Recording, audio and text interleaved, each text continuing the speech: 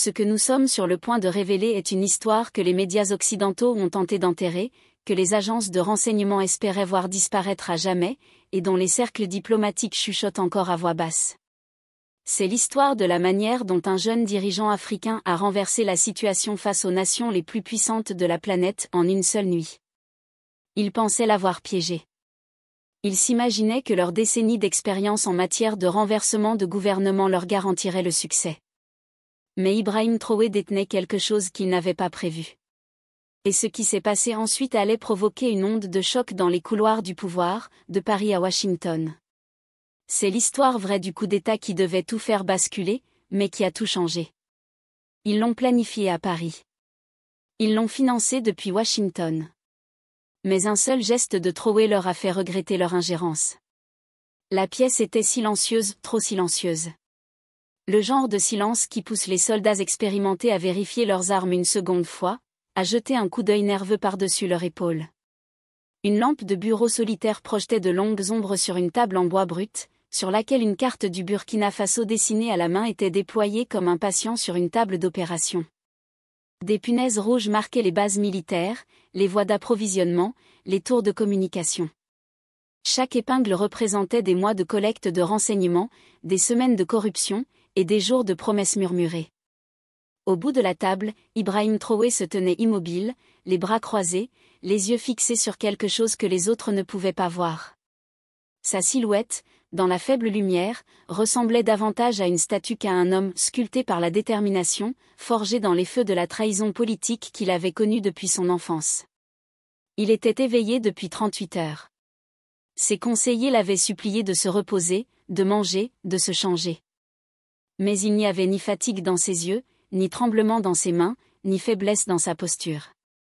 Au contraire, chaque heure semblait aiguiser davantage son esprit, comme une lame contre la pierre. Le silence n'était pas la paix. Les dirigeants expérimentés savent faire la différence entre le calme véritable et le silence artificiel qui précède le chaos orchestré. Et ce silence-là était précisément celui que l'on fabrique quand on croit avoir gagné. Ils croyaient l'avoir surpassé, manipulé, écrasé sous leurs millions. Ils pensaient qu'il n'était qu'un autre dirigeant africain qu'on pouvait acheter, intimider ou éliminer. Depuis l'ombre près de la porte renforcée, le capitaine Dio entra, ses pas mesurés trahissant la gravité de ce qu'il allait annoncer. Son visage portait les marques de l'homme qui avait vu trop de coups d'État, trop de trahison, trop d'hommes de bien tombés sous l'influence étrangère. Il s'approcha de la table avec un appareil de communication crypté. « Monsieur, dit Dio, à peine plus qu'un murmure. La confirmation vient d'arriver. Ils bougeront exactement à 4 heures du matin. 3 bataillons complets. Soutien satellite français. Armes américaines. Ils ont des copies de tous nos protocoles de sécurité. Les infiltrés sont déjà en position. Ils pensent que vous dormez à la résidence présidentielle. » Traoré ne cligna pas des yeux. Il ne se retourna pas.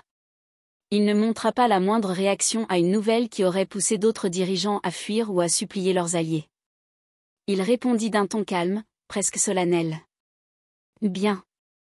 Qu'ils croient que je dors. Qu'ils pensent que leurs pots de vin ont fonctionné. C'est précisément à ce moment-là que des hommes comme eux commettent leurs erreurs fatales. Mais pour comprendre comment cette nuit allait se jouer, il faut remonter 6 semaines plus tôt, sur un autre continent, dans les couloirs dorés du pouvoir diplomatique, là où cette trahison fut semée. À Paris, dans le 16e arrondissement, loin des regards et des caméras, un bâtiment diplomatique anonyme abritait une salle de conférence ronde baignée de lumière artificielle. Officiellement, le lieu était un centre culturel. Officieusement, seul ceux munis d'autorisation ultra-confidentielle connaissaient sa véritable fonction. Autour de la table, agents du renseignement français en costume, diplomates américains aux notes de frais démesurées, et 2 généraux burkinabés exilés, achetés avec des comptes suisses et des promesses de pouvoir.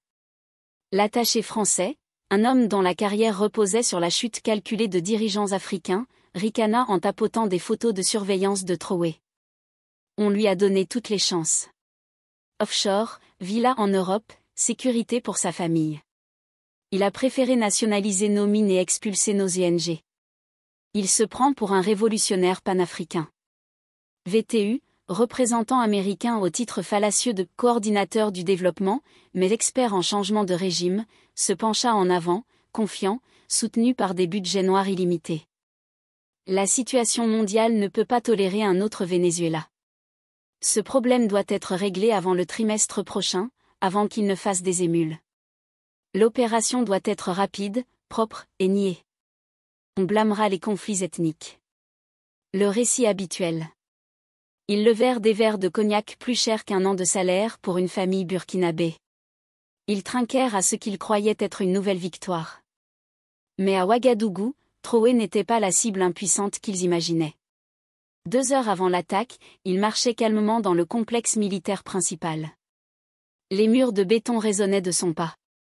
Les soldats se mettaient au garde-à-vous à son passage. Mais Traoré savait, la loyauté est fragile face à l'argent et à la peur. Il s'arrêta devant la compagnie Alpha, bataillon potentiellement compromis selon son service de renseignement.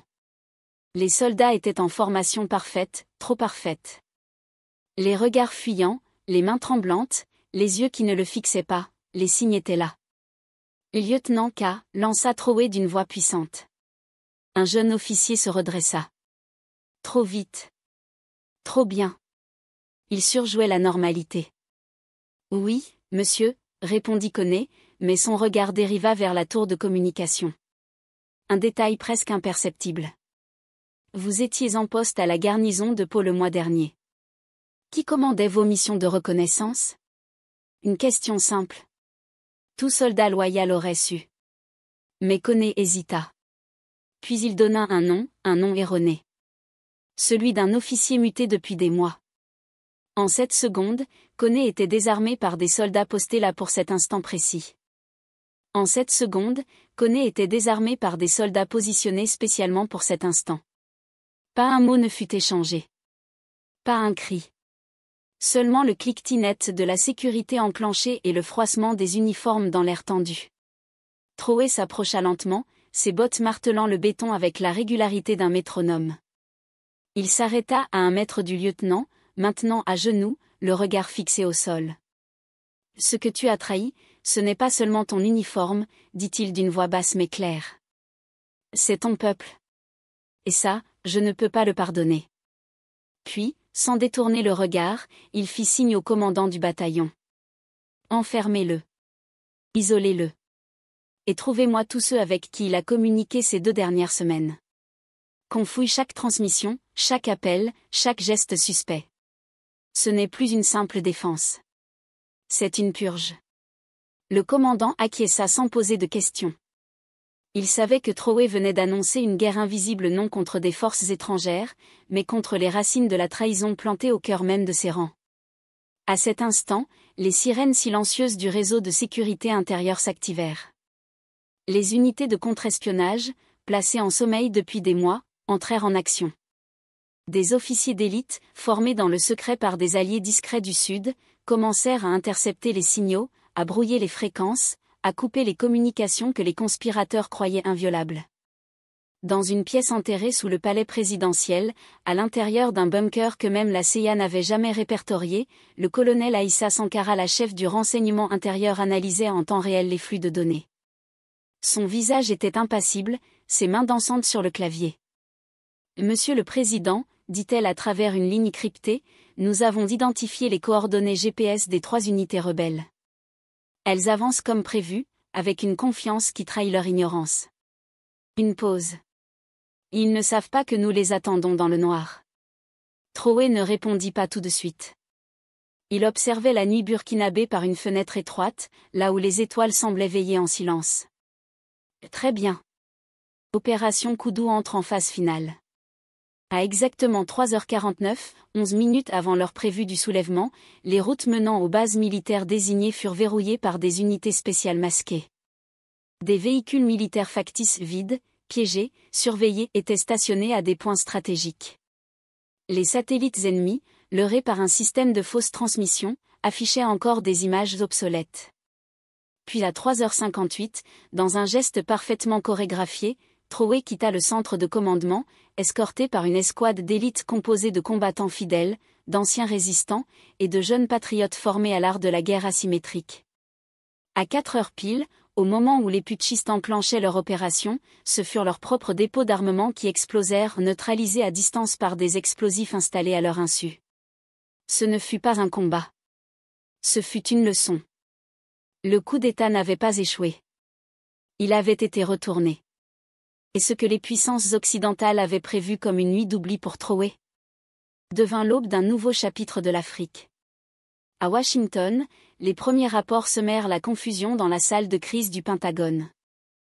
Comment ont-ils su, lança un analyste, les yeux rivés sur les images satellites montrant des colonnes de fumée là où, 3 heures plus tôt, des unités rebelles devaient établir leur quartier général. L'ambassadrice en poste à Ouagadougou, Julia McKenna, fut réveillée par un appel d'urgence. Le président Troé a neutralisé l'intégralité de l'opération. Aucun tir contre son gouvernement. Il avait 3 coups d'avance, annonça sèchement l'attaché militaire, visiblement impressionné. Dans les couloirs du pouvoir, la panique prenait des allures diplomatiques.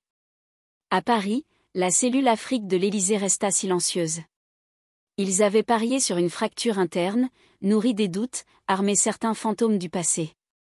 Mais ce matin-là, c'est la cohésion d'un peuple qu'ils virent se dresser. Au centre de commandement souterrain de Ouagadougou, Troé, impassible, fixa les écrans.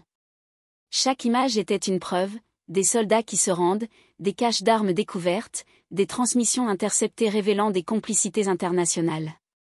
Il se tourna vers le colonel Sankara. On ne parle plus de tentative de coup. On parle de guerre hybride. Sankara hocha la tête. Nous avons des preuves de coordination entre des agents privés européens et des membres du conglomérat minier Orvest. Les mêmes qui financent les mercenaires dans l'Est. Troé ferma les yeux une seconde. Puis, préparez un message à la nation. Ce soir, je parlerai sans filtre. Il est temps que le peuple sache. À 20 heures précises, toutes les chaînes nationales et les réseaux sociaux furent synchronisés. Le président Troé apparut, debout, sans pupitre, les manches retroussées, les yeux fermes. Peuple du Faso. Cette nuit, votre pays a été la cible d'une attaque silencieuse. Pas avec des drones. Pas avec des bombes. Mais avec des traîtres. Des poches d'élite nourries par l'extérieur. Ils ont échoué. Parce que la vraie force d'une nation ne réside pas dans les armes, mais dans la loyauté invisible de ceux qui croient encore en elle. À ceux qui pensaient nous manipuler, vous avez réveillé un pays. Un pays qui a compris que l'indépendance n'est pas un discours. C'est une posture, un combat, une exigence. Nous ne supplierons plus. Nous n'attendrons plus d'autorisation pour exister. Désormais, c'est nous qui écrivons l'histoire. Ce soir-là, dans les quartiers de Ouagadougou, des feux furent allumés. Pas de peur. Mais de joie. Des vieillards levèrent le poing. Des jeunes collèrent des affiches. Le vent a tourné. Troé n'est pas un président. Il est un chapitre. Mais dans les salons dorés de Bruxelles et les couloirs feutrés de l'Anglais, on comprit que quelque chose venait de basculer. Un homme avait refusé de tomber. Et avec lui, une terre tout entière s'était relevée. 3 jours plus tard à Addis Abeba, siège de l'Union africaine. Le président Troé pénétra dans la salle principale sous les regards hésitants des chefs d'État. Certains l'avaient évité pendant des années, le jugeant trop radical, trop direct, trop dérangeant. D'autres, en silence, lui enviaient sa fermeté. Il s'installa à la table centrale sans attendre l'introduction protocolaire. Frère, ce que j'ai vécu n'est pas une exception. Ce qui s'est joué à Ouagadougou est un signal. Nous sommes ciblés, fragmentés, achetés. L'heure n'est plus aux résolutions stériles, mais à la codification de notre souveraineté collective. Je propose la création d'un Conseil africain de résilience souveraine.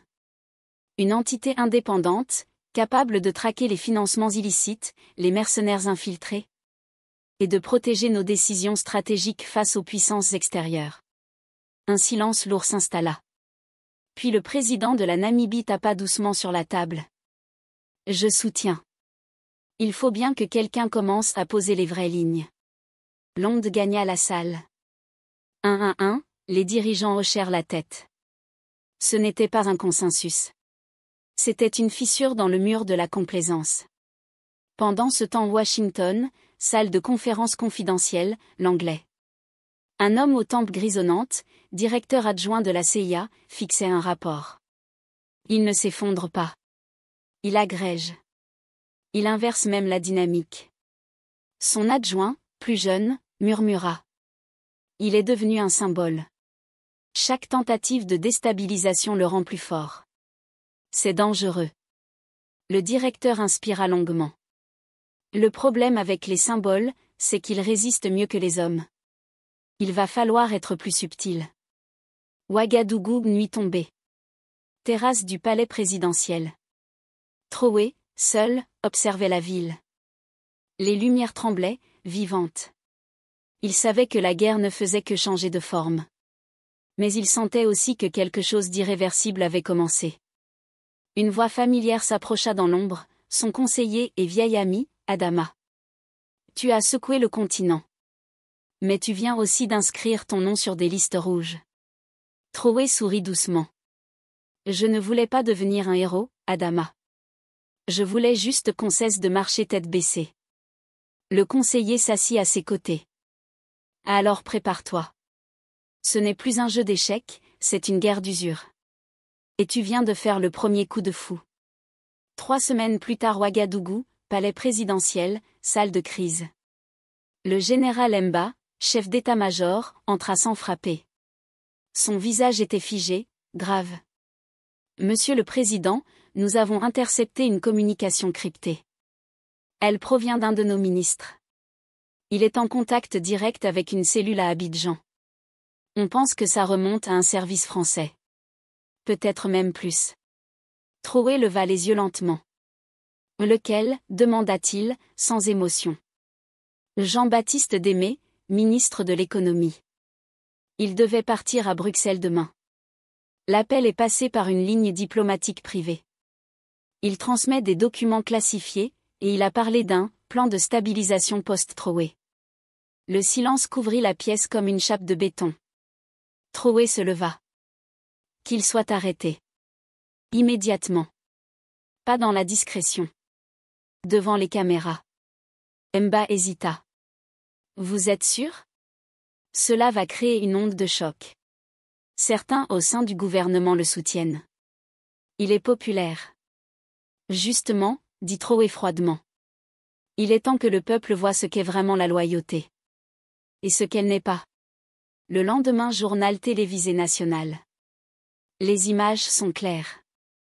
Jean-Baptiste Démé est conduit hors du ministère, menotté.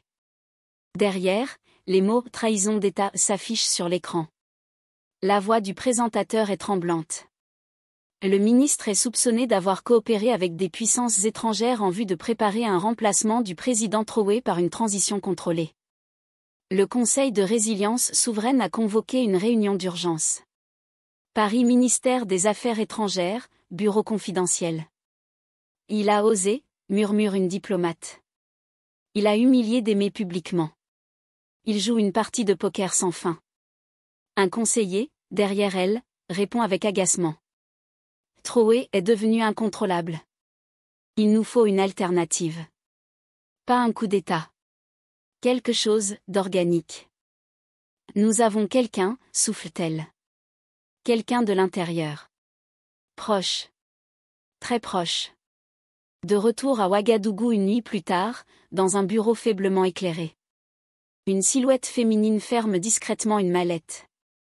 Elle regarde autour d'elle, puis compose un numéro sur un vieux téléphone satellite. Il est sur le point de lancer une réforme militaire. Il veut expurger l'armée des officiers formés à Saint-Cyr. Oui, il va trop loin. Donnez-moi encore une semaine. Et un appui diplomatique discret. Je m'occupe du reste. Ouagadougou, bureau présidentiel, minuit. Traoré était seul, penché sur une carte stratégique du pays. Les points rouges indiquaient les zones militaires encore dirigées par des officiers de l'ancienne doctrine, formés en France ou en partenariat avec l'OTAN. Ces hommes n'étaient pas tous des traîtres, mais aucun n'était fiable. Il appuya sur un bouton. Le général Mba apparut sur l'écran. Lancez l'opération Cendre froide. Ce soir. Mba parut surpris. Ce soir? Mais, la restructuration devait commencer la semaine prochaine. La taupe est plus proche que prévu. Si on attend, c'est eux qui nous enterrent. Même nuit, quartier résidentiel sécurisé, villa de Mariam Sanogo. Mariam, ministre de la Défense, raccrocha discrètement son téléphone. Son regard croisa celui de son frère, Mamadou, ancien capitaine devenu conseiller politique dans l'ombre. Il veut purger l'armée, murmura-t-elle. Même moi je ne suis plus sûre d'être en sécurité. Il est en train de perdre pied. Mamadou secoua la tête. Il est en train de verrouiller l'État. Ce n'est pas de la panique. C'est une anticipation. Il sait. Tu penses qu'il nous a identifiés? Il ne faut plus attendre. Le signal est clair. Il vient de déclencher cendre froide. Si on ne bouge pas maintenant, demain, il n'y aura plus que sa voix. Abidjan bunker diplomatique, 2h15. Un émissaire français raccrocha son téléphone avec un rictus. Traoré vient de couper 18 têtes d'un coup. Des postes militaires remplacés par des loyalistes. Il a neutralisé Démé. Et maintenant, Sanogo est ciblé. Un diplomate ivoirien, assis en face, fit une moue ironique. Ce type est une hydre. Chaque fois qu'on pense l'avoir piégé, il se réinvente plus dangereux encore. Il ne faut plus essayer de le piéger. Il faut le détruire. Physiquement s'il le faut. Avec un homme de confiance. Un vrai patriote, mais affamé d'ordre. Vous pensez à... Oui. Bakar Konaté. 2 jours plus tard, aéroport militaire de Bobo-Dioulasso. Le colonel Bakar Konaté descendait de l'avion en silence. Il portait l'uniforme impeccable d'un militaire revenu d'exil. Un officier l'attendait. Le président Traoré vous a fait déchoir de vos titres il y a 2 ans. Aujourd'hui, on vous les rend, et plus encore.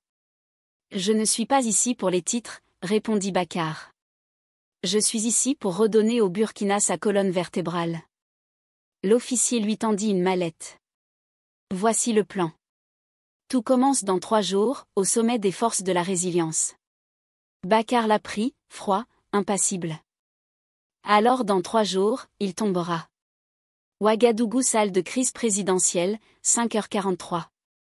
Le conseiller spécial en renseignement entra en trombe. Son visage, habituellement imperturbable, trahissait une tension inhabituelle. Monsieur le Président. Konaté est de retour.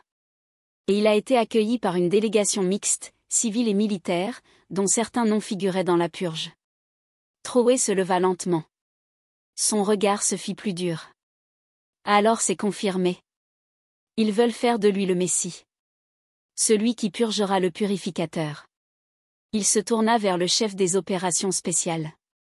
Dites à l'unité Delta de préparer le signal. Le signal, demanda l'homme, hésitant. Oui. Il est temps que le peuple choisisse. Mais pas à travers des urnes manipulées ou des tribunes creuses. À travers la peur et la vérité. Dans 3 jours, pendant leur sommet, nous couperons les caméras officielles et nous diffuserons en direct ce que personne n'ose encore regarder. Lieu tenu secret, réunion de crise des conjurés, 21h10. Mariam Sanogo, Bakar Konaté, et 2 anciens ministres s'étaient réunis dans une villa cernée par des gardes armés. Traoré a perdu la main, disait Mariam. Il n'a plus que la peur et ses espions. Le peuple commence à murmurer. Non, coupa Konaté.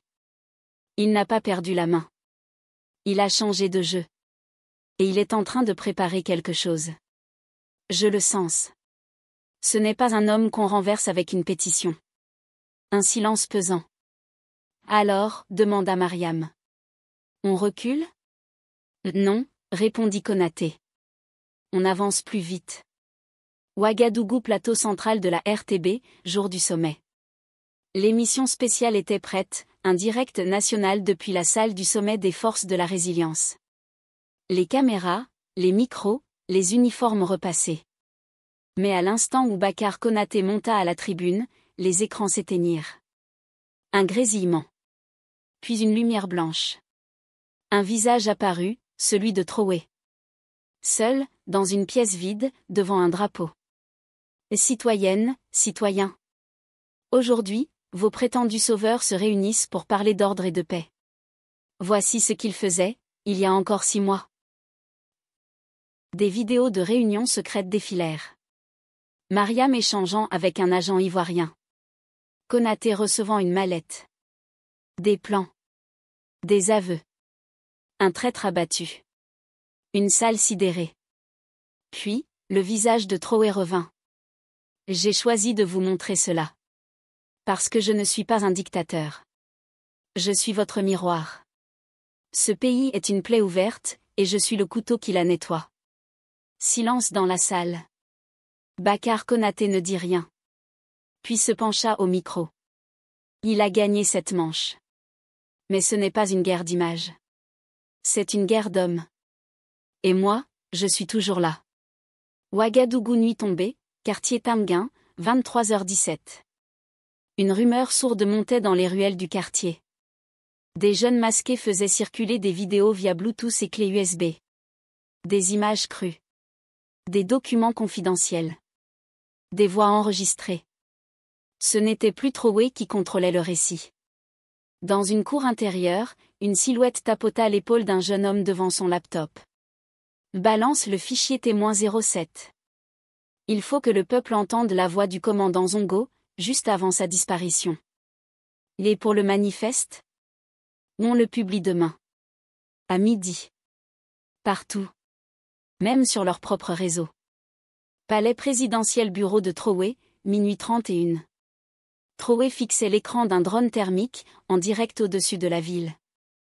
Où en est l'unité Delta? Positionnée. En attente du mot code, coton noir. Et le colonel Bissé? Il a changé de ligne. On le soupçonne de communiquer avec Konaté. Traoré eut un rire bref. Tous finissent par révéler leur vrai visage. Mais c'est trop tard pour lui. Préparez l'opération Mamba. S'il est avec eux, il tombera avec eux. Base militaire de Koudougou, 4h45. Un vieux général raccrocha son téléphone satellite. Face à lui, un bataillon en attente. Messieurs, l'heure est venue.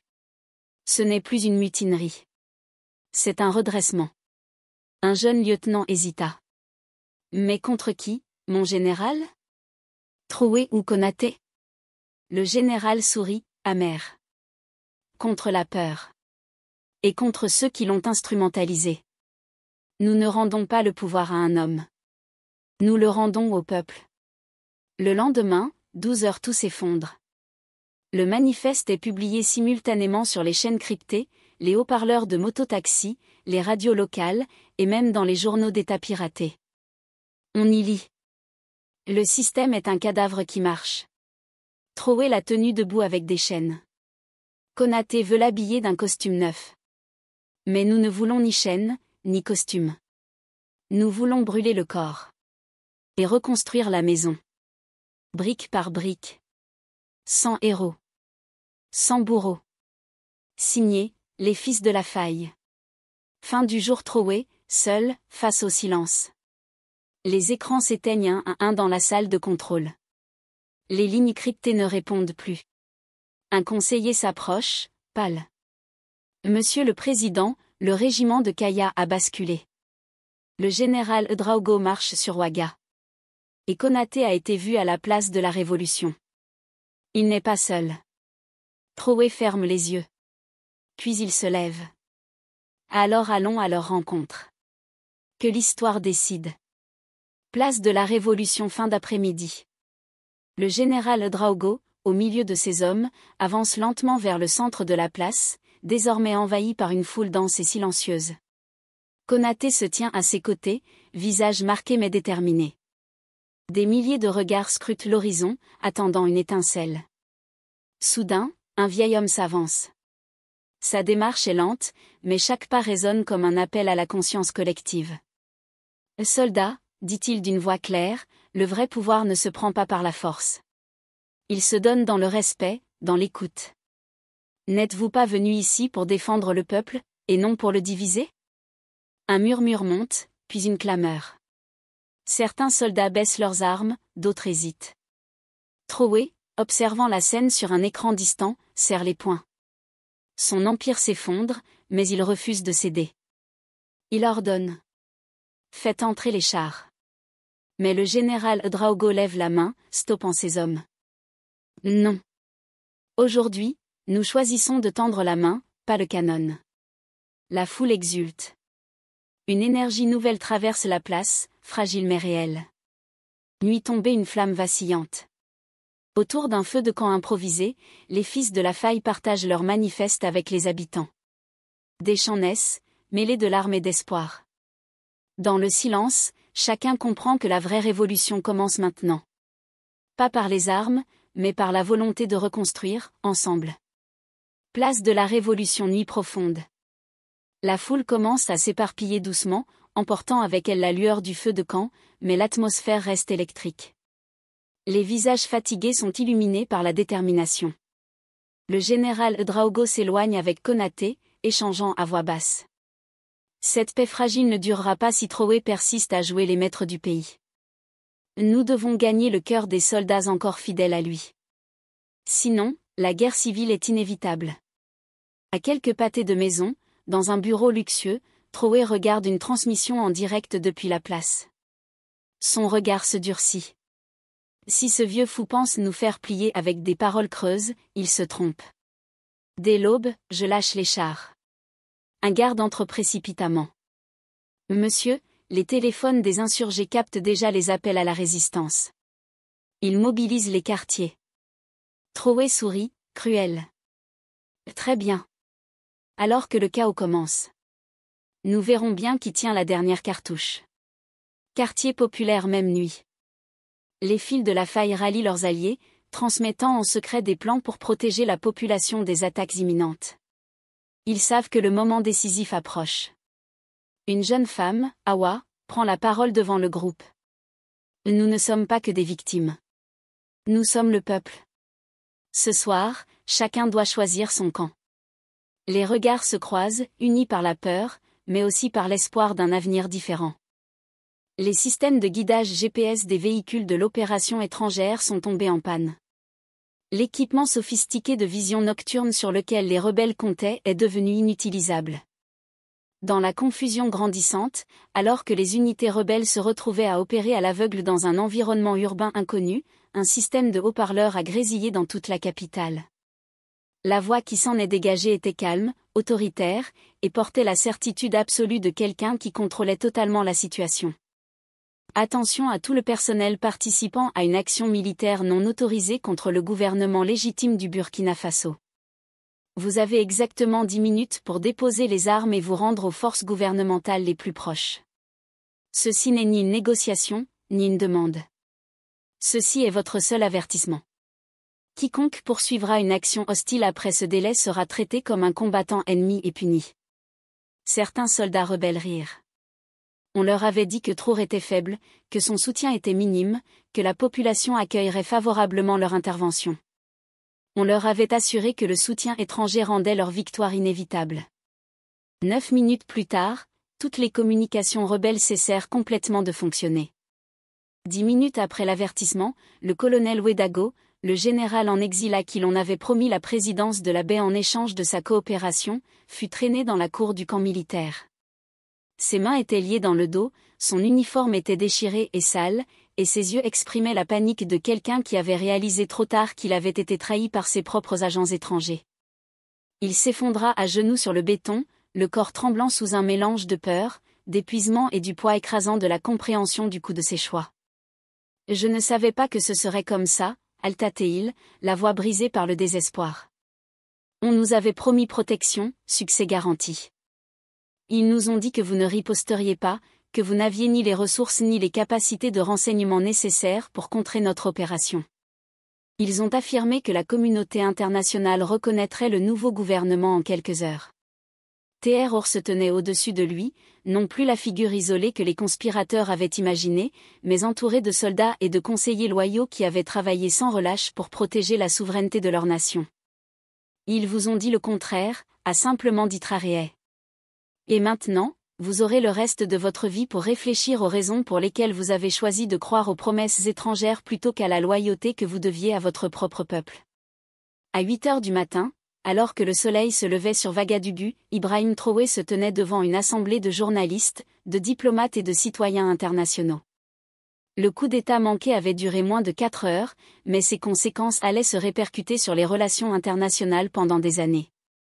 Devant les caméras du monde entier, Traoré a révélé un ensemble de preuves que ses services de renseignement recueillaient depuis des mois, des communications vocales interceptées entre des agents français et américains, des relevés bancaires détaillés, des informations révélant des paiements aux chefs rebelles, des enregistrements de surveillance par satellite prouvant la surveillance étrangère des installations militaires du Burkina Faso, et des communications cryptées détaillant toute la chronologie du coup d'État planifié. Soyons absolument clairs sur ce qui s'est passé, a déclaré Traoré, sa voix portant à un public international qui commençait tout juste à comprendre l'ampleur de ce dont il était témoin. Il ne s'agissait pas d'une mutinerie militaire interne. Il ne s'agissait pas d'un conflit ethnique ou d'une guerre tribale. Il ne s'agissait pas d'une instabilité politique causée par des facteurs internes. Il s'agissait d'un changement de régime financé, planifié et coordonné par des pays qui prétendaient défendre la démocratie tout en s'efforçant activement de la détruire partout où elle ne servait pas leurs intérêts économiques. Il brandissait une tablette affichant des relevés bancaires montrant des transferts massifs depuis des comptes liés aux services de renseignement français. Cette opération avait été planifiée à Paris, financée par Washington et exécutée par des mercenaires et des traîtres qui ont vendu leur âme pour des devises étrangères. Et aujourd'hui, elle a complètement échoué. CNN a tenté de couper la diffusion, prétextant des difficultés techniques. France 24 est passé à la météo. BBC World Service a soudainement découvert des informations urgentes ailleurs. Mais les réseaux sociaux étaient plus difficiles à contrôler que les réseaux traditionnels. Les médias et les citoyens du monde entier ont commencé à diffuser des images des révélations de Traoré plus vite qu'il n'a été possible de les supprimer. Plus tard dans la journée, une session d'urgence a été convoquée au Conseil de sécurité de la Nation Unie. Le représentant de la France a catégoriquement nié toute implication dans la tentative de coup d'État, qualifiant ces allégations de théorie du complot infondée visant à détourner l'attention des problèmes politiques internes du Burkina Faso. Le délégué américain est allé plus loin, suggérant que Traoré lui-même aurait pu mettre en scène l'incident pour consolider son pouvoir et justifier la répression de l'opposition politique. Mais lorsque la délégation de Traoré a diffusé un enregistrement audio intercepté, la voix des attachés de presse parisiens a clairement déclaré: « Nous devons résoudre ce problème d'ici le prochain trimestre avant qu'il n'inspire des imitateurs dans toute la région. » La salle du Conseil de sécurité est tombée dans un silence absolu. Le genre de silence qui règne lorsque des mensonges sont si complètement dévoilés que même les diplomates professionnels ne trouvent pas les mots pour poursuivre leur dénégation.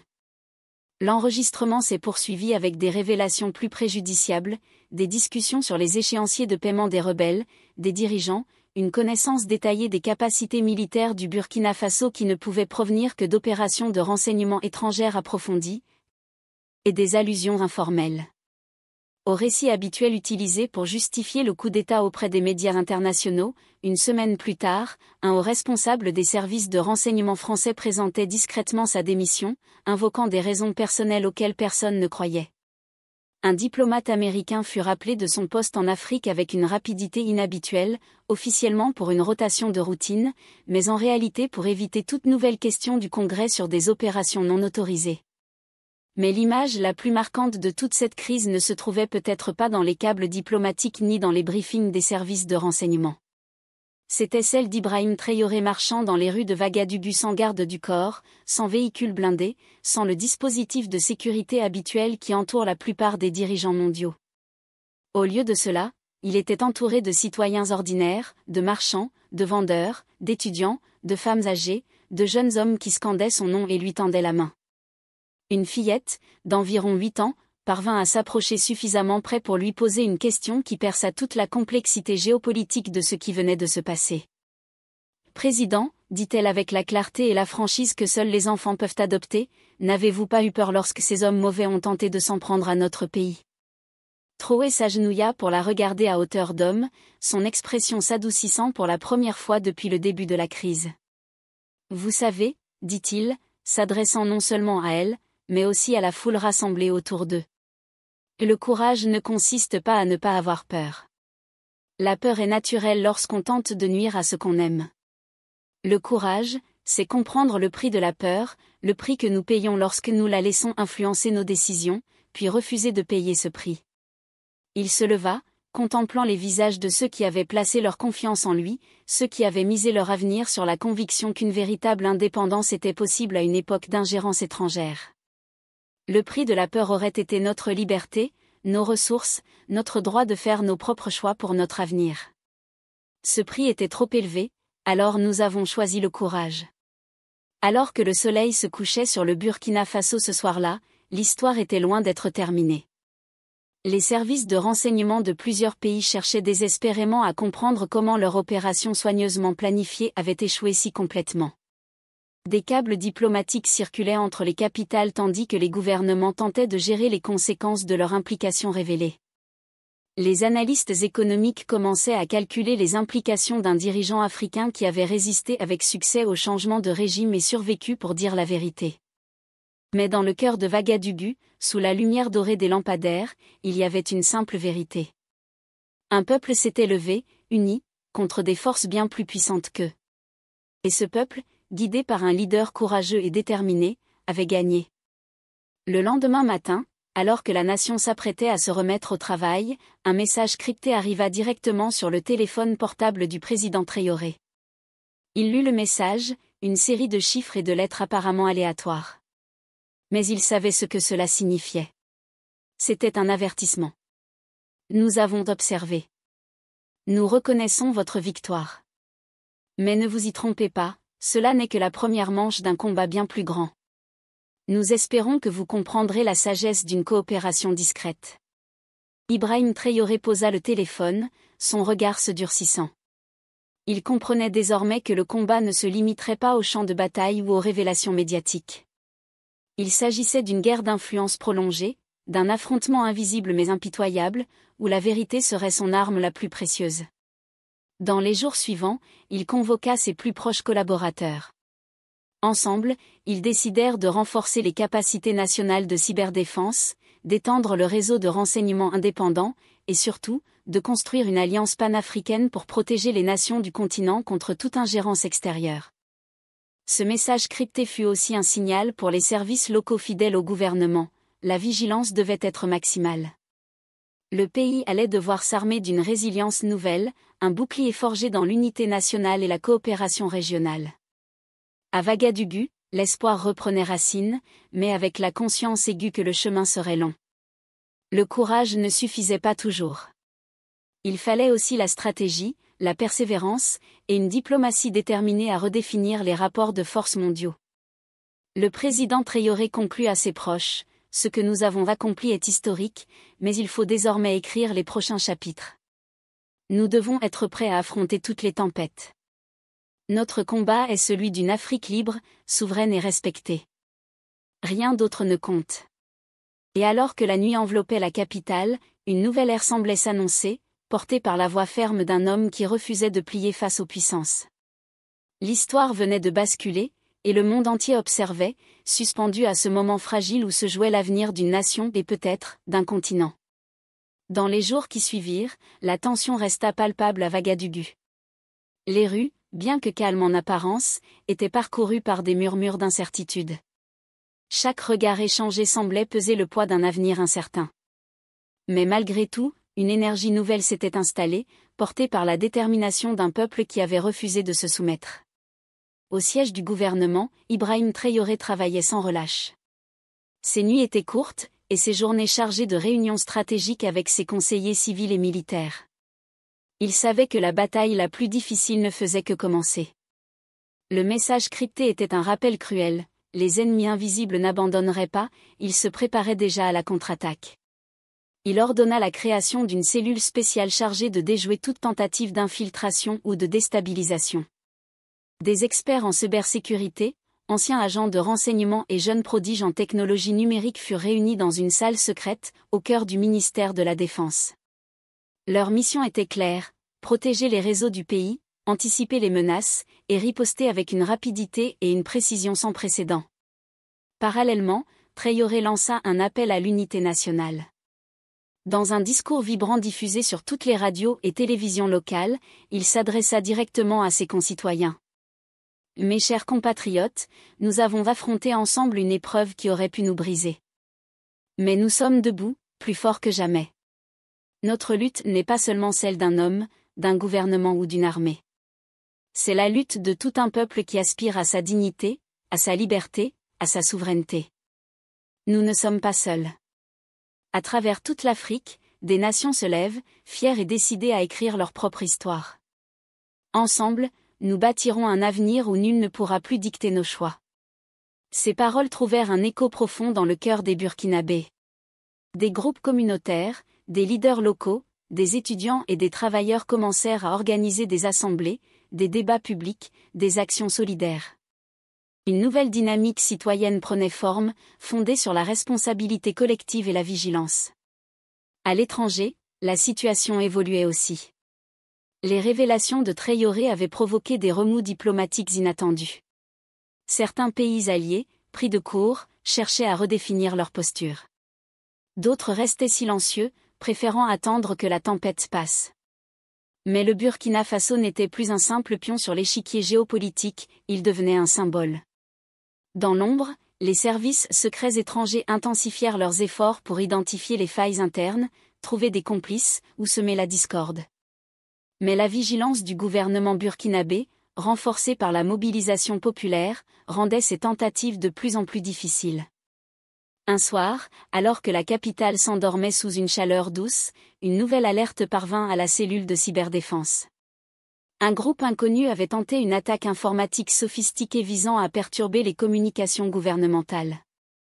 Grâce à la rapidité d'intervention des spécialistes, l'attaque fut déjouée et une contre-mesure fut lancée. Les traces numériques laissaient penser à une organisation paramilitaire étrangère. Traoré, en conseil restreint, se tourna vers ses plus proches alliés. Ils veulent nous intimider, nous faire plier. Mais ils ignorent que nous avons déjà gagné la bataille la plus importante, celle de la volonté. Ce que nous défendons est plus grand que leurs menaces. À cet instant, un sentiment d'unité plus fort que jamais enveloppa la salle. Les mois à venir s'annonçaient éprouvants, mais l'espoir brillait au cœur de chaque Burkinabé. Le président Traoré comprit alors que son rôle allait bien au-delà des fonctions habituelles d'un chef d'État.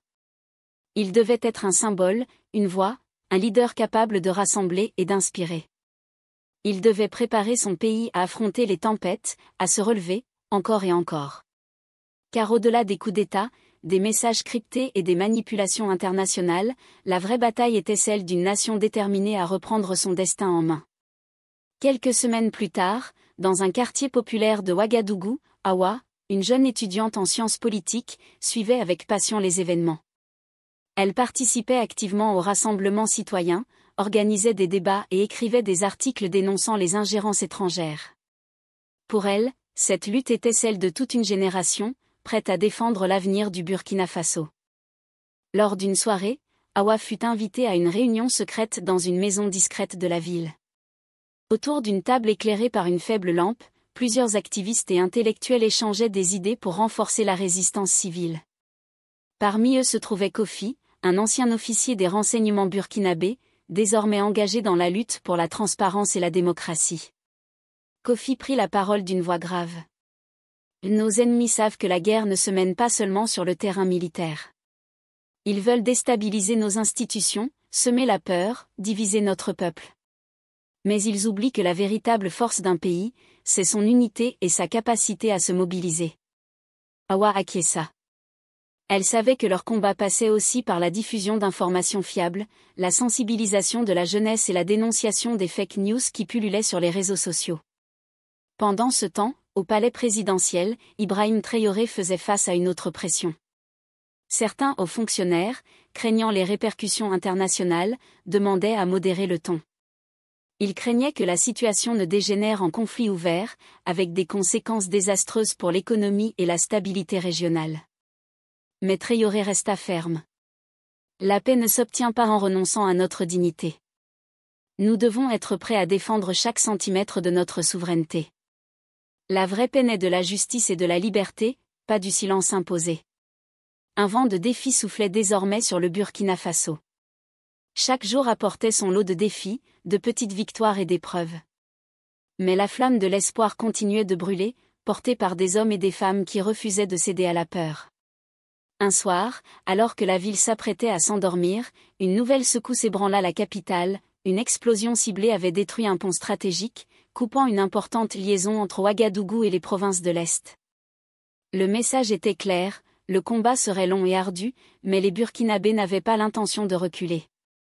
L'explosion du pont stratégique plongea la ville dans un mélange d'indignation et de crainte. Les autorités militaires, menées par le capitaine Traoré, renforcèrent immédiatement la sécurité autour des infrastructures vitales. Mais cet acte de sabotage, revendiqué par un groupe dissident lié à des intérêts étrangers, attisa la colère populaire. Dans les rues de Ouagadougou, les manifestations prirent une ampleur inédite. Awa, au cœur du mouvement étudiant, devint une figure emblématique de cette lutte pour la souveraineté. Son éloquence et sa détermination attiraient désormais l'attention des médias locaux et internationaux. Elle martelait dans ses discours. Ce pont détruit n'est pas seulement une route coupée, c'est une attaque contre notre unité, contre notre avenir commun. Nous devons rester unis, solidaires, et montrer que notre volonté est plus forte que la peur. Pendant ce temps, Kofi utilisait ses contacts pour infiltrer les réseaux du groupe dissident.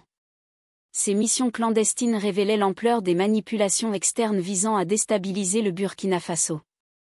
Il envoya plusieurs rapports au commandement, alertant sur une possible escalade si des mesures rapides n'étaient pas prises. Au palais présidentiel, les débats faisaient rage. Certains conseillers préconisaient de négocier pour éviter un conflit prolongé, tandis que Traoré insistait sur la nécessité d'une réponse ferme. Il convoqua une réunion stratégique avec les chefs militaires et les leaders civils. Nous devons bâtir un front uni.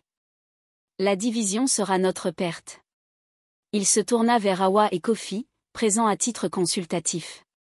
Vous, la jeunesse et les patriotes, êtes l'avenir de notre nation. Ensemble, nous devons écrire cette page de notre histoire. Mais dans l'ombre, le véritable ennemi avançait ses pions. Une figure mystérieuse, connue seulement sous le nom de Le Corbeau, orchestrant les sabotages et alimentant les divisions internes, tissait sa toile avec une froide détermination. Ses motivations restaient obscures, mais son influence s'étendait bien au-delà des frontières. La tension monta d'un cran lorsque, lors d'un discours public, Awa fut prise à partie par des provocateurs liés au Corbeau. Protégée par les forces de sécurité, elle sortit plus forte et plus résolue, consciente que chaque action, chaque mot, pouvait changer le cours de l'histoire. Au cœur de cette tourmente, la lutte pour la souveraineté burkinabé devenait une bataille à la fois politique, sociale et symbolique. Le pays, face à ses ennemis visibles et invisibles, se préparait à un combat où le courage, la solidarité et la vérité seraient ses seules armes. Les jours suivants, les actes de sabotage se multiplièrent, s'enchaînant avec une précision inquiétante. Le Corbeau semblait connaître chaque mouvement des forces de sécurité, anticipant leurs réactions. Ces attaques ne visaient plus seulement les infrastructures, mais aussi les symboles de l'unité nationale, écoles, centres communautaires, radios locales. Kofi, en mission secrète dans les quartiers populaires, réussit à intercepter un message crypté. La signature était claire, un appel à la division, à la méfiance entre voisins, à la peur. Il comprit que la stratégie du Corbeau ne se limitait pas à la destruction matérielle, mais cherchait à briser le tissu social. De retour au palais présidentiel, Awa et Kofi réunirent un cercle de confiance, composé de jeunes leaders, d'anciens combattants et de figures respectées de la société civile. Ensemble, ils mirent au point un plan non seulement pour contrer les sabotages, mais aussi pour restaurer la confiance entre les citoyens. Nous devons rendre visible l'invisible, expliqua Awa. Montrer que derrière chaque acte, il y a une main qui veut nous diviser. Mais cette main, nous allons la démasquer. Pour cela, ils lancèrent une campagne d'information et de sensibilisation, utilisant les radios communautaires, les réseaux sociaux, et les rassemblements populaires. Kofi, grâce à ses compétences en infiltration, obtint des indices qui menaient à un ancien officier devenu mercenaire, soupçonné d'être le Corbeau. La traque s'intensifia. Mais le Corbeau, sentant son filet se resserrer, monta d'un cran en provoquant un attentat lors d'une grande manifestation pacifique organisée par Awa. La foule paniqua, la tension monta encore d'un cran. Cependant, cet acte terroriste eut l'effet inverse de ce que le corbeau espérait. La population, loin de se diviser, se rassembla dans une ferveur nouvelle, déterminée à ne pas céder à la peur. Awa, blessé mais debout, prononça un discours bouleversant. Nous sommes plus forts que la haine, plus forts que la peur. Ce pays est notre maison, notre avenir. Et nous le défendrons, ensemble, jusqu'au bout. Ce fut le début d'une contre-offensive, mêlant stratégie militaire, action civile et révélation publique. Le corbeau, confronté à cette unité grandissante, perdit peu à peu son emprise. Ibrahim Traoré découvre du pétrole en Afrique et crie sur mon cadavre. Le soleil de midi brûlait sans pitié la terre rouge du petit village de Kera, dans la province de la boucle du Moun, au Burkina Faso. L'air était lourd, étouffant, et les ouvriers suaient à grosses gouttes en creusant ce qui devait être un simple puits d'eau potable pour la communauté locale. Soudain, un grondement sourd remonta des entrailles de la terre. « Qu'est-ce que c'est que ça ?» cria l'un des ouvriers en lâchant sa pioche. Le sol vibrait sous leurs pieds, comme si la terre elle-même respirait. Une odeur étrange, puissante et âcre, se répandit dans l'air. Un liquide noir et visqueux suinta du trou qu'ils creusaient, remontant lentement vers la surface. « Ça sent bizarre », murmura un autre ouvrier, penché au-dessus du puits. Le chef de chantier, un homme d'expérience, comprit instantanément. Ses yeux s'écarquillèrent d'incrédulité. « Mon Dieu ! C'est du pétrole !» Le mot se répandit comme une traînée de poudre. En quelques minutes, tout le village accourut vers le site de forage. Les anciens hochèrent la tête, conscients qu'ils venaient d'être témoins d'un moment historique. Les géologues, convoqués en urgence, arrivèrent par hélicoptère depuis Ouagadougou. Leurs premiers tests confirmèrent l'impensable, le Burkina Faso, considéré jusqu'alors comme pauvre en ressources naturelles, venait de révéler l'une des plus importantes réserves de pétrole jamais découvertes en Afrique de l'Ouest. Les estimations préliminaires parlent de 15 à 20 milliards de barils, chuchota l'un des experts, incrédule. Malgré les tentatives de garder l'information confidentielle, la nouvelle fuita rapidement. Un journaliste local avait capté des bribes de conversation radio. En quelques heures, l'information explosa sur les réseaux sociaux africains. Pétrole africain et Plem Burkin devinrent immédiatement tendance sur Twitter. Des vidéos floues filmées avec des téléphones portables circulaient sur TikTok et Instagram, vues par des millions à travers le continent. À Ouagadougou, dans le palais présidentiel, le capitaine Ibrahim Traoré était en pleine réunion militaire lorsque son chef de cabinet fit irruption, le souffle court. « Monsieur le Président, nous avons une situation d'urgence nationale. » Traoré, calme malgré ses 37 ans, leva les yeux de ses dossiers. « De quoi s'agit-il ? » ?»« Du pétrole, Monsieur le Président. Dans votre village natal. Des réserves gigantesques. » Le silence qui suivit était si dense qu'on aurait pu entendre une mouche voler. Traoré, militaire formé à la retenue émotionnelle, sentit malgré lui son cœur s'accélérer. « Annulez tous mes rendez-vous, » ordonna-t-il d'une voix ferme. « Préparez un hélicoptère. Nous partons immédiatement pour Kera. » 1 heure plus tard, 3 hélicoptères militaires survolaient la campagne burkinabé. Dans le premier appareil, Traoré observait le paysage de son enfance, méditant sur les implications de cette découverte. À son arrivée, il constata que le site avait été sécurisé par l'armée. Des centaines de villageois s'étaient rassemblés à distance, chantant et dansant, portés par un pressentiment collectif. Les géologues lui remirent leurs conclusions. « Monsieur le Président, nous sommes face à des réserves comparables à celles du Nigeria ou de l'Angola. Correctement exploitées, elles pourraient faire du Burkina Faso l'un des pays les plus prospères du continent. » Cette nuit-là, dans une école primaire transformée en centre de commandement temporaire, Ibrahim Traoré convoqua une conférence de presse. Debout devant un tableau noir où subsistait une leçon de mathématiques, il s'adressa à la nation avec une intensité inédite. « Mes chers compatriotes, le destin vient de frapper à notre porte. Aujourd'hui, la terre de nos ancêtres nous a révélé une richesse extraordinaire. Mais je vous le dis solennellement, cette richesse appartiendra au peuple burkinabé. » Il marqua une pause, les yeux dans les caméras. « Cela change tout, mais ce sera le peuple qui décidera de son avenir. L'image de cette déclaration fit le tour du monde.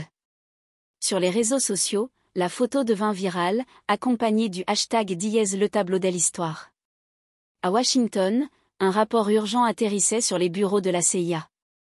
À Paris, des conseillers réveillaient le président en pleine nuit. Mais c'est en Afrique que l'impact fut le plus profond.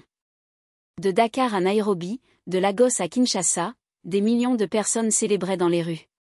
Cette découverte incarnait un espoir ancien, celui d'une Afrique enfin maîtresse de ses richesses. Les messages affluaient. Enfin, un leader qui dit non avant même qu'on lui demande. C'est notre tour maintenant. L'Afrique se réveille. Moins de 48 heures après l'annonce, l'ambassade américaine à Ouagadougou était en ébullition. Les lignes téléphoniques surchauffaient entre Washington et la capitale burkinabé. À Houston, les dirigeants d'ExxonMobil se réunissaient en urgence. 20 milliards de barils, c'est plus que la mer du Nord, déclarait le PDG. Traoré n'a pas l'air achetable, mais tout le monde a un prix. Un jet privé atterrit à Ouagadougou, transportant la vice-présidente Afrique d'ExxonMobil et des officiels du département d'État américain. Ils avaient préparé une offre qu'ils jugeaient irrésistible, 25 milliards de dollars pour un contrat d'exploitation de 30 ans, plus 15% de royalties pour l'État burkinabé. Le lendemain, dans la salle de réception du palais, Traoré accueillit la délégation américaine vêtue de son simple uniforme militaire. « Monsieur le Président », dit la représentante avec un sourire charmeur, « nous vous proposons un partenariat historique. » Elle ouvrit une mallette, en sortit un dossier impressionnant. Traoré l'écouta, feuilleta le dossier, puis referma d'un geste sec. « Votre offre a un défaut majeur. »« Lequel, Monsieur le Président ?» ?»« Elle me prend pour un imbécile. » Le silence fut glacial. « Monsieur le Président », intervint un diplomate américain, « cette offre représente une opportunité historique pour votre pays. » Traoré se leva. « Connaissez-vous l'histoire du Tchad? De l'Angola? Du Nigeria? Partout où vos compagnies sont passées, vous avez laissé la misère malgré la richesse du sous-sol. » Puis, se tournant vers la déléguée. « Vous voulez exploiter notre pétrole avec vos technologies pour vos marchés. Et nous laisser 15%? Voilà votre équité? Nous sommes ouverts à la négociation. » Parfait. Mes conditions, 51% des parts pour l'État burkinabé, transfert complet de technologie, et 70% des bénéfices pour le développement de l'Afrique. Silence de mort. Ces conditions sont inacceptables, balbutia un diplomate. Parfait, répondit Traoré en se rasseyant. Dans ce cas, nous exploiterons nous-mêmes notre pétrole. Sans vous. Comment comptez-vous faire? Traoré se leva, marcha jusqu'à la fenêtre où flottait le drapeau burkinabé. Nos ancêtres ont construit les pyramides d'Égypte, l'université de Tombouctou. Sans vous. Nous trouverons un moyen. Puis, se rapprochant de la délégation, le regard flamboyant. Et sachez-le, quiconque voudra s'emparer de notre richesse sans notre consentement, devra passer sur mon cadavre. Ces mots résonnèrent comme un coup de tonnerre. La délégation américaine quitta le palais dans un silence glacé. Le soir même, des manifestations éclatèrent à Ouagadougou. Des jeunes brandissaient des pancartes. Ne vendez pas notre sang noir. Traoré, notre héros. Et ce n'était que le début. La tension monta d'un cran lorsque les agents de Kofi réussirent enfin à localiser la cachette du Corbeau, un ancien complexe abandonné en périphérie de la ville. Cette nuit-là, sous un ciel lourd et menaçant, Awa, Kofi et une équipe d'élite lancèrent l'assaut. Dans le silence oppressant du bâtiment déserté, chaque pas résonnait comme un écho de la lutte qui opposait le passé au présent, la haine à l'espoir. Puis, au détour d'un couloir faiblement éclairé, ils tombèrent face à face avec le Corbeau. Masqué, mais la voix trahissant une colère profonde, il les défia. « Vous croyez que tout cela va s'arrêter avec moi? Ce pays est rongé par ses propres démons. Moi, je ne suis que le miroir de votre hypocrisie. » Awa, le regard ferme, répondit, « Peut-être. Mais nous refusons de nous laisser détruire par cette peur. Nous sommes le changement que tu refuses de voir. » Un échange tendu s'ensuivit, entre accusations, révélations et regrets. Le Corbeau dévoila alors une vérité glaçante, ancien soldat abandonné par ceux qu'il servait, il avait choisi la voie de la vengeance, croyant que seul le chaos pourrait forcer le pays à se reconstruire. Mais face à la détermination d'Awa et à la loyauté de Kofi, il comprit que sa guerre n'avait pas atteint son but. Pris au piège, il fut arrêté, mais pas sans que ses paroles laissent une marque indélébile sur tout ce présent. Dans les jours qui suivirent, la société tout entière se remit en question. Awa lança un vaste programme de réconciliation nationale, fondé sur la justice, l'écoute et la solidarité. Kofi, quant à lui, s'engagea à construire des ponts entre les communautés autrefois divisées. Le corbeau, emprisonné, devint le symbole tragique d'un pays à la croisée des chemins, rappelant à chacun que la paix ne se décrète pas, elle se construit, jour après jour, par l'engagement de tous. Peu après l'arrestation du corbeau, Awa prit la parole devant le pays entier, dans un discours chargé d'émotion et d'espoir. Nous ne pouvons pas effacer le passé, mais nous avons le pouvoir de bâtir un avenir où chacun se sentira respecté, écouté, et en sécurité. Ce programme de réconciliation est notre engagement commun. Le programme se structura autour de plusieurs axes: la création de commissions locales d'écoute, la formation des forces de l'ordre au respect des droits humains, et des investissements massifs dans l'éducation et l'emploi des jeunes dans les quartiers fragiles. Kofi prit la tête d'une nouvelle unité dédiée au dialogue communautaire. Il parcourut les villes et villages, rencontrant habitants, leaders d'opinion, et anciens adversaires. Ces échanges furent souvent difficiles, empreints de méfiance, mais aussi d'une sincérité nouvelle. Peu à peu, des résultats apparurent. Des jeunes autrefois tentés par la violence découvrirent des alternatives concrètes grâce à des formations professionnelles et des activités culturelles.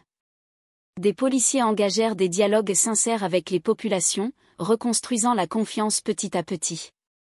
Mais le chemin restait long. Certains groupes radicaux refusèrent de reconnaître le processus, et des actes isolés de violence rappelaient la fragilité de cette paix naissante. Awa et Kofi durent souvent intervenir pour apaiser les tensions, rappelant que la vigilance et la persévérance étaient indispensables. À l'échelle internationale, le pays reçut le soutien d'organisations humanitaires et de partenaires prêts à accompagner cette transition. Le récit du corbeau et de sa capture fit le tour du monde, posant la question des conséquences du rejet et de la marginalisation sociale. Malgré les difficultés, l'espoir grandissait. Cette crise, qui avait failli déchirer la nation, devenait le catalyseur d'une transformation profonde, portée par la volonté collective de ne plus reproduire les erreurs du passé. Vous trouverez ci-joints les détails opérationnels des actions prévues contre 3 autres dirigeants africains. Considérez cela comme un modeste paiement pour compenser la dette que nous avons contractée pour des décennies d'ingérence. Les fichiers joints contiennent des plans détaillés d'opérations de changement de régime visant les dirigeants du Mali, du Niger et du Tchad. Des opérations qui devaient commencer dans les mois à venir, selon le même schéma qui avait échoué de manière spectaculaire au Burkina Faso. Traore a passé 3 nuits blanches à étudier les documents. Ils ont révélé une stratégie continentale de déstabilisation époustouflante par son ampleur et cynique dans son exécution. Le schéma était toujours le même: identifier les dirigeants qui privilégient les ressources nationales sur les intérêts des entreprises étrangères, financer des groupes d'opposition interne, créer des crises artificielles, puis présenter le changement de régime comme la réponse hésitante de la communauté internationale à l'instabilité. Mais pour la première fois depuis des décennies, les dirigeants africains avaient été prévenus. La réunion qui a tout changé a eu lieu dans une résidence privée à Aragana, 6 semaines après l'échec du Burkina Faso. Officiellement, il s'agissait d'un sommet d'échange culturel axé sur la promotion des arts traditionnels africains. Officieusement, c'était la naissance de ce qui allait devenir l'Alliance pour la souveraineté. Étaient présents à cette réunion des dirigeants qui ne s'étaient jamais assis à la même table auparavant: Traore lui-même, Akufo-Addo du Ghana, le président par intérim du Mali, Emi Goïta, Mohamed Bazoum du Niger et Mohamed Déhi du Tchad. Étaient également présents, connectés par liaison vidéo sécurisée, des représentants d'Afrique du Sud, du Kenya et du Nigeria, des dirigeants qui ne pouvaient être présents en personne mais souhaitaient comprendre ce que Traore avait démontré possible. Et messieurs, commença Traore, debout devant une carte murale de l'Afrique montrant les gisements minéraux, les réserves de pétrole et les ressources agricoles avec des détails époustouflants. Nous jouons la défensive depuis 70 ans. Chaque fois que nous tentons de contrôler nos propres ressources, on nous accuse d'irresponsabilité ou de déstabilisation. Chaque fois que nous privilégions les intérêts de notre peuple au profit des entreprises étrangères, nous risquons des sanctions, l'isolement, voire pire, a-t-il indiqué en désignant les documents des services de renseignement éparpillés autour de la table de conférence.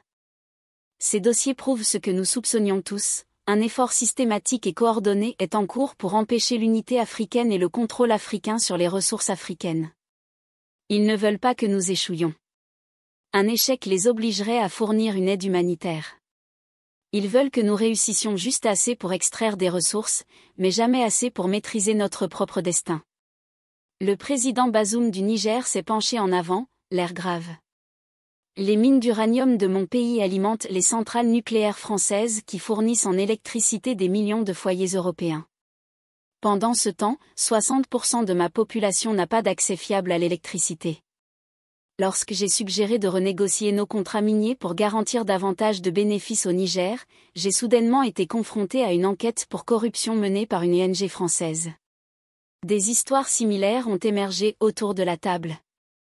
Chaque dirigeant avait été confronté au même schéma, pressions économiques, campagnes médiatiques remettant en question leur propre légitimité, découverte soudaine de violations des droits humains, et toujours, la menace implicite d'être remplacé s'ils ne coopéraient pas. Mais ce que vous avez fait à Ouagadougou a prouvé quelque chose, a déclaré Gana Akufo, sa voix portant le poids d'une révélation. Vous prouvez qu'ils ne sont pas invincibles. Leurs opérations reposent sur le secret, sur le fait de nous prendre au dépourvu, de nous faire croire que nous n'avons d'autre choix que de nous soumettre ou d'être détruits. Tra hocha la tête. Exactement. Et c'est pourquoi nous sommes ici, non pas pour créer un autre bloc commercial ou une alliance diplomatique aux déclarations virulentes. Nous sommes ici pour créer un système de défense mutuelle spécifiquement conçu pour contrer l'ingérence étrangère. Ce qui est ressorti de cette réunion serait finalement connu sous le nom des protocoles Accra, un accord secret qui a établi le premier réseau de partage de renseignements en temps réel entre les nations africaines. Mais il s'agissait bien plus que d'un simple partage d'informations. C'était un système de réponse coordonnée. Si des services de renseignement étrangers tentaient de déstabiliser un pays membre, les autres mettaient immédiatement en œuvre des contre-mesures économiques et diplomatiques. Si les médias internationaux lançaient des campagnes d'attaque coordonnées contre un dirigeant, les autres utilisaient leur plateforme pour présenter des récits alternatifs. Si une nation était confrontée à des sanctions ou à l'isolement, les autres intensifiaient leurs échanges et leur coopération afin d'en minimiser l'impact. Plus important encore, ils ont établi ce qu'ils ont appelé le protocole Sunlight, un engagement à dénoncer immédiatement et publiquement toute opération d'ingérence étrangère utilisant les mêmes tactiques qui s'étaient révélées si efficaces lors de la révélation du coup d'État de Traore. Le premier test des protocoles Accra a eu lieu plus tôt que prévu. 2 mois seulement après la réunion secrète, des renseignements ont commencé à circuler sur le nouveau réseau concernant une opération planifiée contre le président nigérien Bazoum. Les Français étaient apparemment furieux de sa suggestion de renégocier les contrats d'extraction d'uranium et avaient décidé qu'il fallait le remplacer par une personne plus coopérative. Mais cette fois, les choses allaient être différentes. 3 jours avant le coup d'État prévu au Niger, Traore a tenu une autre conférence de presse internationale. Cette fois, il n'était pas seul. Par liaison satellite, il a été rejoint par les dirigeants de 6 pays africains, tous s'exprimant simultanément devant les médias du monde entier. Nous sommes ici aujourd'hui, Traore a annoncé sa volonté de prévenir un crime contre la souveraineté avant qu'il ne se produise. Nos services de renseignement ont découvert des plans détaillés pour une tentative de coup d'État soutenue par l'étranger contre le gouvernement légitime du Niger, qui devrait avoir lieu le 1er janvier. Les opérations devaient commencer dans les 72 heures. Les preuves présentées étaient accablantes, communications interceptées, relevés de transferts financiers, images de surveillance de réunions entre agents français et figures de l'opposition nigériane, et plans opérationnels détaillés qui ne pouvaient provenir que de l'intérieur du complot lui-même. Mais le moment le plus marquant fut lorsque le président Bazoum lui-même s'adressa aux caméras directement depuis Niamey. À ceux qui croient pouvoir manipuler la situation politique de mon pays à des fins économiques, dit-il avec une dignité tranquille, comprenez que vous n'opérez plus dans l'ombre. Vos plans sont connus, vos méthodes sont exposées et votre opération a échoué avant même d'avoir commencé. Le coup d'État planifié au Niger a été discrètement annulé. Les figures de l'opposition recrutées ont tout simplement disparu lorsqu'elles ont réalisé que leur soutien étranger s'était évaporé. Les médias internationaux, confrontés à des preuves accablantes d'ingérence planifiée, ne pouvaient plus ignorer l'histoire comme ils l'avaient fait tant de fois auparavant. Plus important encore, quelque chose avait changé dans le débat mondial sur l'Afrique. Pendant des décennies, le discours avait porté sur les États en faillite, la corruption et la nécessité d'une intervention étrangère pour instaurer la stabilité. Soudain, le monde découvrait des dirigeants africains organisés, bien informés et capables de se défendre contre des opérations d'interférence sophistiquées. Les effets se sont propagés bien au-delà de l'Afrique. En Amérique latine, les dirigeants ont commencé à se demander comment mettre en œuvre des systèmes d'alerte précoce similaires. En Asie du Sud-Est, des pays longtemps aux prises avec des manipulations étrangères ont commencé à demander des informations sur les aspects techniques du réseau fantôme. Mais le changement le plus significatif s'est peut-être produit dans les coulisses du pouvoir à Washington et à Paris. Pour la première fois depuis des décennies, les responsables du renseignement se sont retrouvés à traiter avec des dirigeants africains qui ne pouvaient être ni surpris, ni achetés, ni intimidés. Des opérations routinières depuis des générations sont soudainement devenues impossibles. Un haut responsable de la CIA, s'exprimant sous couvert d'anonymat auprès d'un journaliste d'investigation, a exprimé sa frustration. C'est comme jouer au poker contre quelqu'un qui voit toutes vos cartes. Chacun de nos mouvements, ils le savent déjà. Chaque ressource que nous tentons d'activer, ils l'ont déjà identifiée. Nous ne perdons pas seulement des opérations individuelles. Nous perdons toute capacité opérationnelle. La réponse française a été plus directe. Lors d'une réunion à huis clos avec les ambassadeurs européens en Afrique, un diplomate français a déclaré: la nouvelle dynamique africaine est un défi direct à notre influence traditionnelle. Cela signifie que nous devons repenser entièrement notre politique africaine, ou accepter une marginalisation progressive. Cette nouvelle ère d'autonomie africaine ne s'est pas faite sans heurts. Il y a eu des tentatives continues de déstabilisation, des campagnes de désinformation et même des tentatives d'assassinat ciblés contre des figures clés de l'Alliance. Mais la solidarité et la vigilance créées par les protocoles Accra ont permis de contrer ces menaces avant qu'elles ne prennent racine. Ce qui a commencé comme un simple plan de défense est devenu un symbole de renaissance africaine, un projet qui, pour la première fois depuis longtemps, a placé les Africains maîtres de leur destin. La victoire du protocole Accra au Niger a marqué un tournant décisif. Mais la route vers la pleine souveraineté restait encore longue et semée d'embûches. Car les forces opposées n'avaient pas disparu, elles s'étaient simplement adaptées, déplaçant leurs opérations vers des terrains plus insidieux, le sabotage économique, la guerre de l'information et la subversion sociale. Dans les mois qui suivirent, les dirigeants de l'Alliance durent renforcer leurs mécanismes internes. Des cellules de cyberdéfense furent créées pour contrer les attaques numériques qui visaient à déstabiliser les infrastructures critiques. Des campagnes médiatiques de grande ampleur furent lancées afin de promouvoir une narration positive de la souveraineté africaine, contrecarrant ainsi la propagande étrangère. Mais au-delà des actions militaires et politiques, un autre combat prenait forme, celui de l'unité des peuples africains. Car si les élites politiques avaient trouvé un moyen de coopérer, les fractures internes, souvent attisées par des décennies de divisions ethniques, économiques et coloniales, demeuraient un obstacle majeur. TRAR, conscient de ces défis, prit l'initiative d'instaurer un programme continental d'éducation civique et de dialogue interculturel. Il savait que la souveraineté politique ne serait durable que si elle était accompagnée d'une souveraineté culturelle et sociale, si les citoyens africains se sentaient enfin propriétaires de leur histoire, de leurs ressources, et de leur avenir commun. Dans ce cadre, de jeunes leaders émergèrent dans plusieurs pays, porteurs d'une vision nouvelle, celle d'un continent capable de bâtir sa prospérité en s'appuyant sur ses propres forces, tout en participant équitablement à la mondialisation. Ces jeunes activistes, entrepreneurs et intellectuels formèrent un réseau dynamique, partageant idées, ressources et projets. Mais les intérêts étrangers, frustrés par ces succès, ne baissèrent pas les bras. Des tentatives d'infiltration et de déstabilisation continuèrent, parfois plus sournoises, via des ING financées par des puissances étrangères, ou des groupes locaux achetés ou manipulés. La vigilance et la coordination de l'Alliance restaient donc cruciales. À mesure que la pression montait, une nouvelle question commença à se poser dans les cercles dirigeants: comment étendre cette alliance à l'ensemble du continent, y compris aux pays encore sous forte influence étrangère, souvent dépendants économiquement ou politiquement. L'enjeu dépassait la simple défense contre les coups d'État. Il s'agissait de construire une Afrique unie et résiliente, capable de négocier sur un pied d'égalité avec les grandes puissances mondiales. Une Afrique qui ne serait plus une source de ressources à exploiter, mais un partenaire stratégique. Cette ambition se matérialisa dans la préparation d'un grand sommet panafricain, qui rassemblerait pour la première fois tous les pays africains, dans un esprit de coopération renforcée et d'intégration économique, culturelle et sécuritaire. Le succès ou l'échec de ce sommet déterminerait l'avenir du continent. Car si l'Alliance ne parvenait pas à étendre son influence, les anciennes forces auraient tout loisir de reprendre l'offensive, avec des conséquences potentiellement dévastatrices. Trarr, regardant la carte d'Afrique illuminée d'un faisceau rouge signalant les points chauds, savait que la bataille venait de s'engager sur un nouveau front.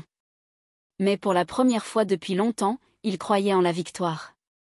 Ce n'est pas seulement une lutte pour le pouvoir, confia-t-il à ses plus proches collaborateurs, c'est une lutte pour la dignité, pour le droit de nos peuples à décider de leur propre avenir. Et cette fois, nous ne reculerons pas. Les préparatifs du sommet se déroulaient dans une ambiance à la fois exaltante et tendue.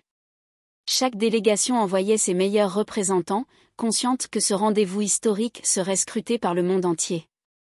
La salle de conférence, située à Addis Abeba, avait été méticuleusement préparée, ornée des drapeaux de tous les pays participants. Trarr, en tant que président de l'Alliance, fut chargé d'ouvrir la session avec un discours puissant. Il appela à l'unité, à la solidarité, et à la responsabilité collective. Nous sommes les artisans de notre destin, proclama-t-il devant une assemblée silencieuse, et il est temps que l'Afrique prenne pleinement place sur la scène mondiale. Ce sommet est notre engagement à ne plus laisser d'autres décider pour nous. Mais très vite, les débats révélèrent la complexité des enjeux. Certains pays, historiquement liés à des puissances étrangères par des accords économiques ou militaires, hésitaient à s'engager pleinement dans cette nouvelle dynamique. Des tensions sous-jacentes éclatèrent, portant sur la gestion des ressources, la libre circulation des personnes, ou encore la place de certaines langues et cultures dans le futur projet commun. Dans l'ombre, les services de renseignement des grandes puissances intensifièrent leurs actions de déstabilisation, cyberattaques sur les systèmes informatiques du sommet, campagnes de désinformation sur les réseaux sociaux, tentatives de corruption de certains représentants. Face à ces défis, Trarr fit appel à une coalition de jeunes leaders et experts en sécurité numérique, qui avaient déjà fait leurs preuves dans la protection des infrastructures critiques. Leur mission, garantir la sécurité physique et virtuelle du sommet, tout en veillant à préserver la transparence des discussions. Parallèlement, des mouvements citoyens s'organisaient dans plusieurs capitales africaines, demandant une plus grande implication dans les décisions prises au sommet. Ces voix nouvelles, souvent portées par la jeunesse, réclamaient plus de démocratie, de justice sociale, et une lutte sans compromis contre la corruption. Le sommet dura plusieurs jours, entre accords partiels, compromis, et frictions vives. Mais, malgré tout, une déclaration finale fut adoptée, engageant les pays à renforcer leur coopération économique et sécuritaire, à promouvoir le développement durable, et à respecter les droits fondamentaux des citoyens. Ce texte, bien que perfectible, fut salué comme une victoire historique, un premier pas vers une Afrique plus unie et forte. Dans les coulisses, Trarr et ses alliés savaient que ce n'était que le début d'un long combat. Mais ils avaient réussi à poser les bases d'une nouvelle ère. À la sortie du sommet, dans un entretien exclusif, Trarr confia « Nous avons allumé la flamme. Il appartient maintenant à tous les Africains de la nourrir et de la faire grandir.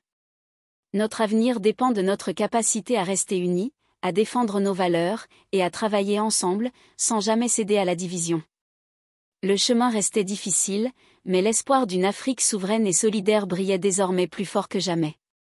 L'histoire, commencée par un coup d'État manqué à Ouagadougou, était devenue bien plus vaste, un véritable réveil continental qui allait remodeler les relations internationales pour les générations à venir. La justice n'avait pas seulement enfoncé une porte, elle avait ouvert une voie vers la liberté qui s'étendait à tout un continent. Ce qui s'est passé ensuite allait changer à jamais le paysage politique africain. Cette transformation, fragile et intense, était le début d'une nouvelle ère, née de luttes acharnées et d'espoirs partagés.